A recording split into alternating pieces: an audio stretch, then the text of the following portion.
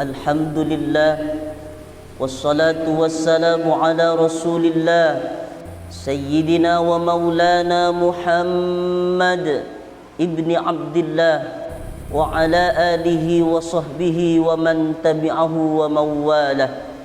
Ashhadu an la ilaha illallah wahdahu la syarika lah wa ashhadu anna sayyidana Muhammadan abduhu wa rasuluh la nabiyya ba'dah.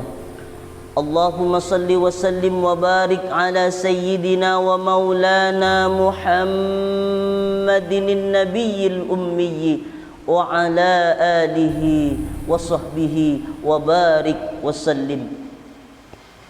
Wa qala ta'ala fil Qur'anil azim wa huwa asdaqul qailin. A'udzu billahi minasy syaithanir rajim. Ya ayyuhalladzina amanu taqullaha haqqa tuqatih wa la tamutunna illa wa antum muslimun. Wa qala ta'ala fi ayatil ukhra. Ya ayyuhalladzina amanu taqullaha wa qulu qawlan sadida yuslih lakum a'malakum wa yaghfir lakum dhunubakum wa may yuti'illaha wa rasulahu faqad faza fawzan 'azima. Ibadallah, usikum wa nafsi bi taqwallah wa ta'atihi faqad fazal muttaqun. Hadirin jamaah salat Jumat yang dimuliakan oleh Allah Subhanahu wa taala. Ketika tiba sakaratul maut seseorang, diriwayatkan dari Bara bin Azib, datang segerombongan malaikat dipimpin oleh malaikat maut bersama malaikat rahmah. Biasanya kalau kita menjumpai saudara kita yang ingin menghadapi sakaratul maut, keadaan matanya seperti ini. Dia sedang melihat bukan dengan tatapan yang kosong, tapi dia sedang melihat makhluk Allah yang belum pernah dia lihat selama kehidupan di dunia ini, yaitu malaikatnya Allah Subhanahu wa ta'ala. Di mana posisi malaikat saat itu? Inda mudil basar. Malaikat duduk sejauh mata memandang orang yang ingin sakaratul maut. Maka detik-detik sakaratul maut seseorang, Allah Subhanahu wa ta'ala buka tirai gaib.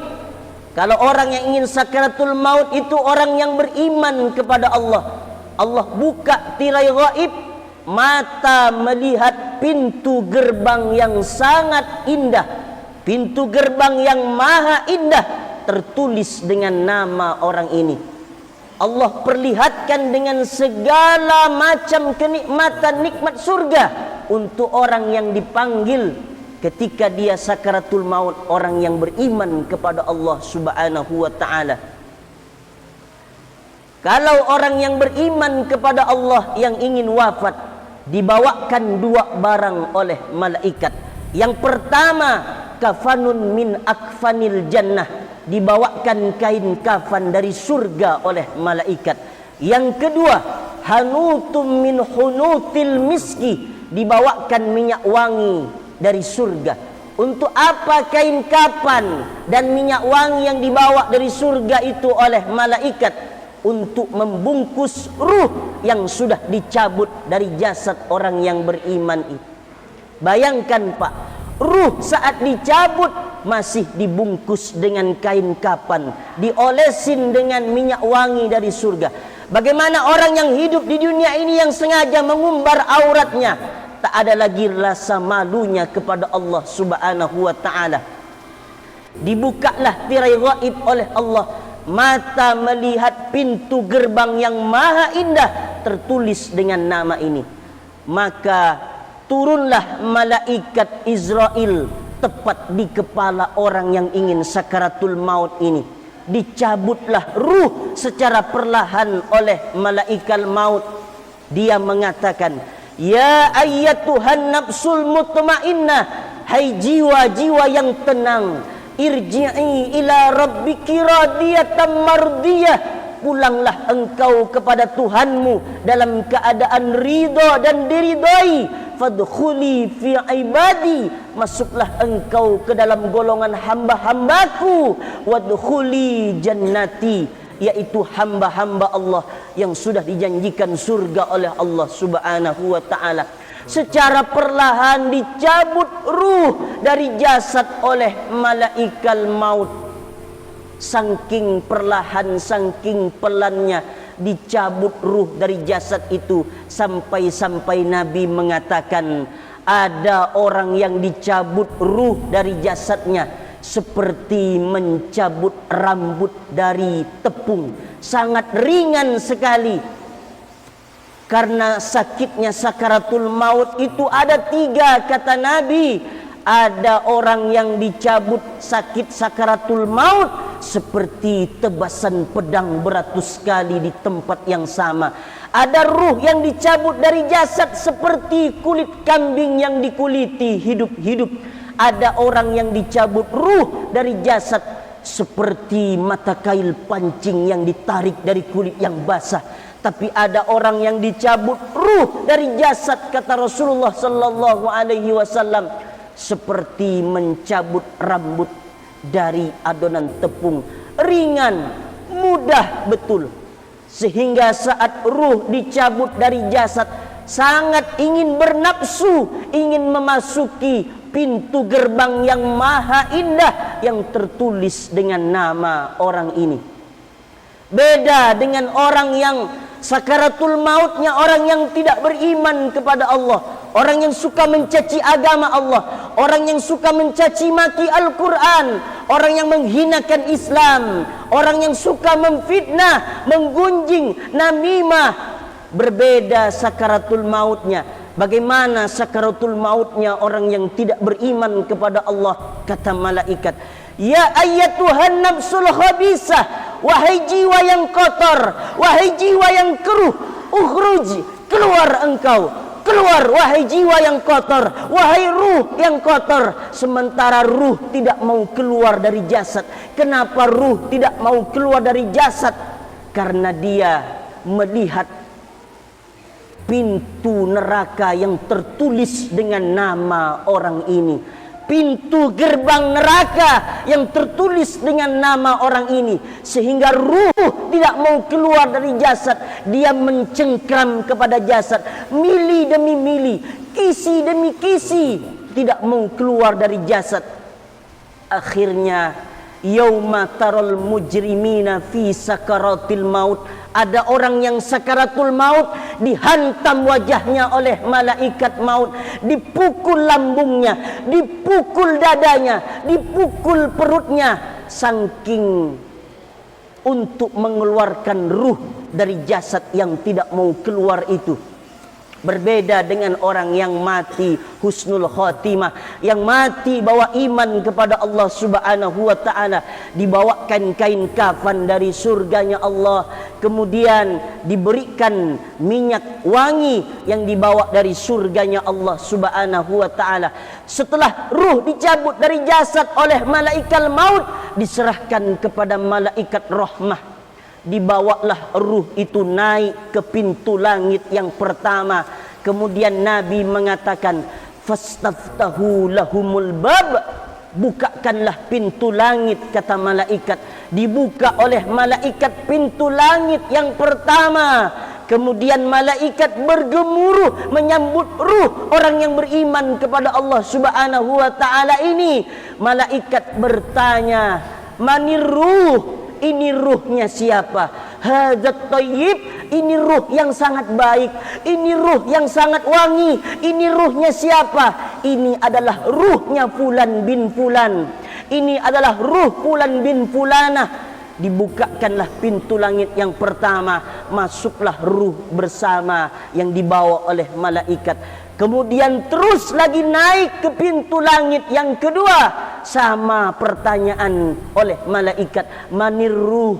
Ini ruhnya siapa? Hadzat thayyib, ini ruh yang sangat baik, ini ruh yang sangat wangi. Dibukakan pintu langit yang kedua, sampailah ke pintu langit yang ketiga.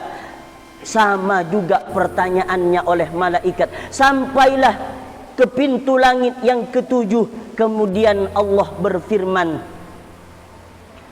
aiduhu ilal ardi, sesungguhnya aku menciptakan hambaku ini dari tanah, maka balikkanlah dia lagi ke tanah. Dibawalah turun oleh malaikat-malaikat ruh tadi untuk berjumpa dengan jasad yang sudah dimandikan oleh orang yang takziah, yang sudah dikafankan oleh orang yang takziah, yang sudah disolatkan oleh orang yang takziah. Kemudian diantarkanlah jasad ini ke tempat pengistirahatan yang terakhir. Ditunggulah oleh ruh jasad ini. Setelah jasad itu ditanam, dikuburkan oleh orang yang takziah, kemudian masuklah ruh berjumpa dengan jasad yang sudah tidak lagi bersama ruh itu tadi. Mendengarlah suara langkah kaki yang terakhir orang yang pergi mengantarkan ke tempat area perkuburan. Mendengarlah langkah kaki orang yang takziah ruh ini. Kemudianlah datang dua malaikat Munkar dan Nakir. Dia bertanya, "Man rabbuka?" Siapa Tuhanmu? "Wa man nabiyuka?" Siapa nabimu? "Wa ma dinuka?" Apa agamamu? "Wa ma imamuka?" Apa imammu? "Wa ma kiblatuka?" Di mana kiblatmu? "Wa ma ikhwatuka?" Siapa saudaramu? Orang yang beriman ini diteguhkan oleh Allah Subhanahu wa taala.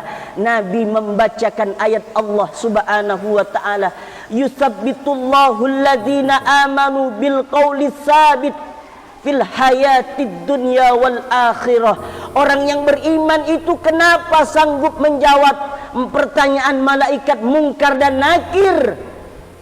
Padahal andai diizinkan telinga ini oleh Allah untuk mendengar pertanyaan Munkar dan Nakir, maka pecahlah gendang telinga ini saking nyaringnya pertanyaan malaikat Munkar dan Nakir. Kenapa orang yang beriman itu diteguhkan lisannya bisa menjawab? Dia dibantu oleh Allah Subhanahu wa taala. Allah bantu orang yang beriman untuk menjawab pertanyaan malaikat Munkar dan Nakirnya Allah Subhanahu wa taala. Kemudian Allah berfirman dari atas arsy-Nya Allah Subhanahu wa taala, "Shadaqa abdi." Sesungguh hambaku ini benar, sesungguh hambaku ini jujur, sungguh hambaku ini tidak bohong, hambaku ini benar. Dia jujur selama keimanannya kepadaku selama hidup di dunia ini, dibantu oleh Allah Subhanahu wa taala. Kemudian kata Allah, "Waftahu lahu baban ilal jannah."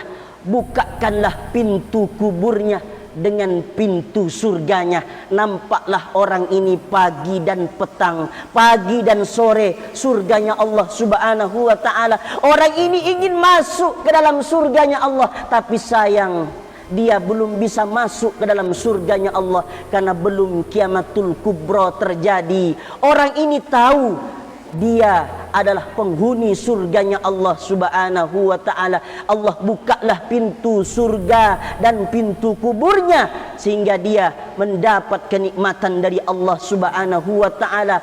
Lalu di mana ruh itu diletakkan oleh Allah Subhanahu wa taala?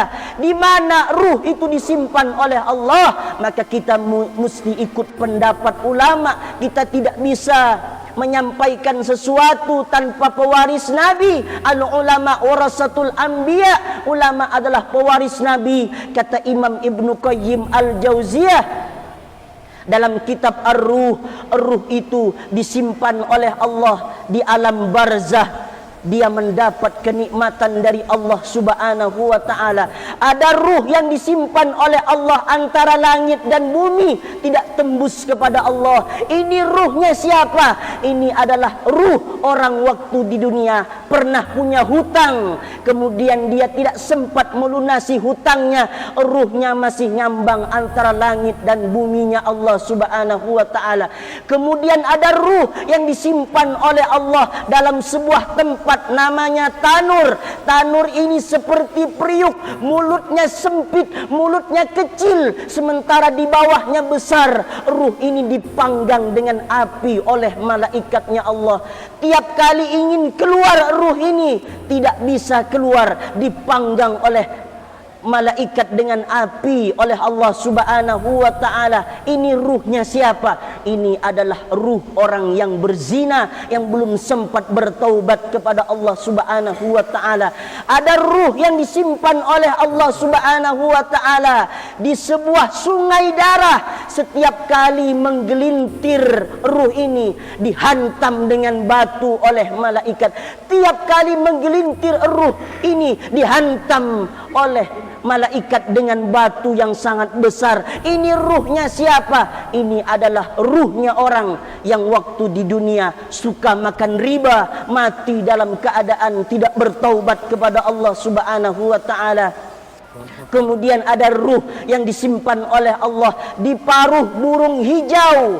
Dia tidur bergelantungan di bawah arsy-Nya Allah. Ini ruhnya siapa? Ini adalah ruh orang yang mati syahid, orang yang fisabilillah, orang yang mati dalam keadaan husnul khatimah. Kemudian ada ruh yang disimpan oleh Allah di dalam paruh burung, tapi burungnya tidak berwarna hijau. Ini ruhnya siapa? Ini adalah ruh orang yang membawa bekal keimanan, amal soleh di hadapan Allah Subhanahu wa taala.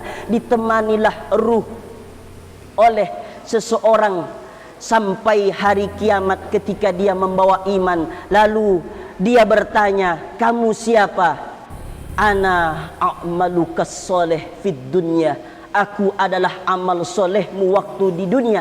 Ini solat Jumat berjamaahmu, ini solawatmu, ini bacaan Al-Quranmu, ini zikirmu, ini sedekahmu. Ditemanilah oleh amal solehnya. Mudah-mudahan kita semua mati dalam keadaan husnul khatimah di hadapan Allah Subhanahu wa ta'ala.